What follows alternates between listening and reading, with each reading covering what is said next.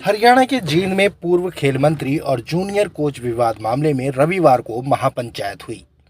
बेटी मांगे इंसाफ महापंचायत में दूहन खाप, सतरोल खाप, कंडेला खाप, भारतीय किसान यूनियन एसकेएस समेत कई किसान संगठनों से जुड़े नेताओं ने भी हिस्सा लिया। सोनिया दूहन के आह्वान पर महापंचायत ने सरकार को मंत्री संदीप सिंह को बर्खास्त करने के लिए 10 अप्रैल तक का समय दिया है। खापों ने ऐलान किया है कि यदि तय समय में खेल मंत्री को मंत्रिमंडल से बाहर नहीं किया गया तो हरियाणा की सभी खापों का एक महासम्मेलन बुलाया जाएगा। इसमें बड़ा फैसला लिया जाएगा। मेरी खाप सरदारी ने जो फैसले लिए हैं, जो सब लोगों ने मिलकर फैसला लिया, सारी खापों ने, उसका स्वागत करती हूँ। और मैं एक बात कहना चाहती हूँ कि सरकार से हम कोई हिंसा नहीं चाहते, हम अहिंसक तरीके से अपना फैसला चाहते हैं। हम इस आदमी की बर्खास्ती और गिरफ्तारी चाहते हैं। या तो सरकार इसको बर्खास्त कर दे 10 तारीख तक और गिरफ्तार कर ले, नहीं तो जो मेरी खाप सरदारी बोलेगी, जैसा कि बोला है 10 तारीख के बाद हम एक बड़ा महासम्मेलन बनाएंगे, उसमें बड़ा हरियाणा स्तर पे फैसला लिया जाएगा। फिर सरकार हमें ना बोले कि हमने अल्टीमेटम नहीं दिया था। एसआईटी की जो जांच थी, हरियाणा एसआईटी की जो जांच थी, उसमें 0 रिपोर्ट दी गई है। और अभी जो चंडीगढ़ पुलिस का फैसला आना बाकी है, हमें जो थोड़ा बहुत भरोसा है, हमें सिर्फ थोड़ा बहुत जो भी हम भरोसा कर रहे हैं चंडीगढ़ पुलिस पे कर रहे हैं। हरियाणा सरकार की तो जो एसआईटी थी वो पहले ही संदीप सिंह एसआईटी थी, वो एसआईटी बनी ही नहीं थी महिला कोच के लिए, वो बनी ही संदीप सिंह को बचाने के लिए थी। वो बचाओ संदीप सिंह कमेटी थी, तो हमें उससे कोई उम्मीद नहीं थी, ना है और ना हमने बोला था ये एसआईटी बनाने का। हमने पहले भी विरोध किया था एसआईटी का और आज भी हम इस एसआईटी का विरोध करते हैं। हमें चंडीगढ़ पुलिस पे जो एफआईआर दर्ज है, हम वहाँ पे हमारा न्याय चाहते हैं। अभी तक 1 महीने से ऊपर हो चुका है। 29 जनवरी को मैंने एफआईआर दी थी। आज आप देखिए हम किस दिन पे खड़े हैं, आज तक मेरी एफआईआर रजिस्टर नहीं हुई है। मैं सरकार से हाथ जोड़ना चाहती हूँ कि भाई मेरी एफआईआर तो रजिस्टर कर लो, और हाथ नहीं जुड़वाना चाहते तो हम तैयार हैं कोर्ट में जाने। फिर हम अपने कोर्ट की तरफ से हम अपनी एफआईआर की लड़ाई लड़ेंगे, क्योंकि जब एफआईआर तक भी लड़ाई लड़नी पड़ जाए तो न्याय के लिए कितनी लड़ाई लड़नी पड़ेगी आप लोग सोच सकते हो। अब तक आपको कितना समर्थन के लिए आपका चेहरा सामने नहीं लाया जाता, बल्कि आपका नाम तक भी नहीं लाया जाता। वो तो उस बहन की हमारी की मजबूरी थी, जब खट्टर ये कह के निकल गया कि मेरे पास ऐसी बकवास चीजों के लिए समय नहीं है, एफआईआर नहीं ली, उसकी सुनवाई नहीं करी खट्टर और डीजीपी ने, तब उसे मजबूरन मीडिया के सामने आना पड़ा था। नहीं, ऐसे केसेस में हर तरीके से जो पीड़िता होती है उसका नाम, उसका चेहरा, हर चीज को गोपनीय रखा जाता है। और इसी तरीके से आज भी उनके चेहरे को और नाम को हम गोपनीय रखने की कोशिश कर रहे हैं।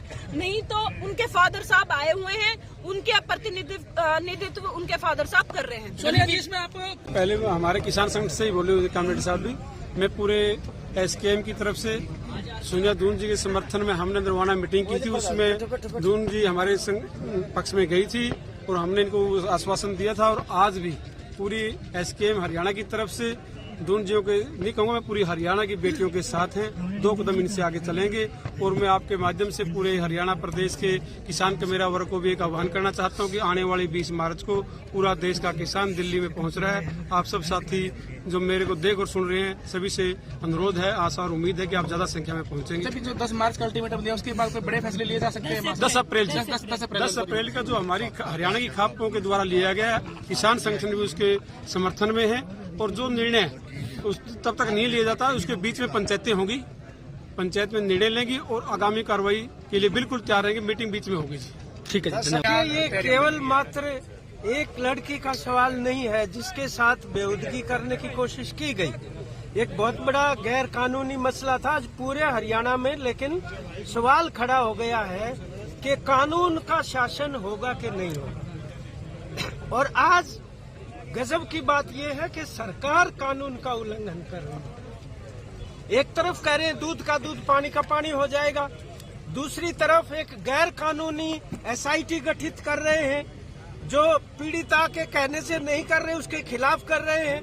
उसके 2 ही कारण थे, एक तो लड़की के चरित्र हनन करना और दूसरा चंडीगढ़ पुलिस की कार्रवाई को प्रभावित करना। इसलिए वो गैर कानूनी थी एसआईटी, उन्होंने नाम भी तुरंत बदल के फैक्ट फाइंडिंग टीम कर दिया उसका, तो उसके कोई मायने नहीं, वो अर्थहीन थी मतलब। लेकिन मुख्यमंत्री जब ये कह सकते हैं कि अनर्गल बयान किसी लड़की के देने से कोई दोषी नहीं हो जाता, अरे अभी तो आप कह रहे कि जांच हो रही है, और आप मुखिया हैं, आपने शपथ ली है कानून के, संविधान के अनुसार इस प्रदेश को चलाने की, और आप खुद जो है उसके विरुद्ध काम कर रहे हैं, तो ये पूरे हरियाणा की जनता का एक मसला बन गया। हम तो किसान संगठन आज समर्थन देने पहले भी इस मसले के ऊपर हम सक्रियता से दे रहे हैं, लेकिन हम हरियाणा की इन तमाम महिलाओं को सलाम करते हैं। अरे आप एक बात बताइए सोचने की, वो मतलब कह रही है कि आप तिरंगा नहीं फहरा सकते और उसके गले में डाल के और राष्ट्रगान चला रहे हैं उसको घसीटते हुए। ये राष्ट्रगान के अपमान का मामला नहीं बनता क्या? वो भी मुकदमा उसके ऊपर बनता है। वास्तव में सलाम हम इसलिए करते हैं कि इन्होंने हर जगह चुनौती दी है। 8 मार्च को करनाल चुनौती दी कि मुख्यमंत्री को 8 मार्च महिला दिवस पर बोलने का कोई अधिकार नहीं है, और वहां पर भी पुरुष पुलिस कर्मियों ने महिलाओं के साथ धक्का मुक्की की और यहाँ भी की जींद के अंदर। ये बहुत बड़ा सवाल है।